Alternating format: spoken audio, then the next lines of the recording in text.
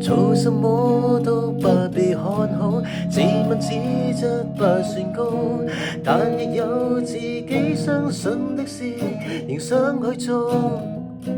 哪個可以給我什麼法寶，能一朝得志免受煎熬？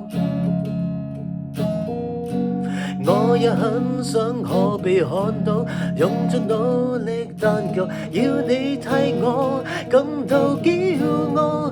可在親友面前提到，亦不會像從前那滿吞吐。曾經想過活着到底為什麼？平凡人那麼多，多了我這麼一個。然而是說再見沒有勇氣，還是我暗裏卻拼命相信，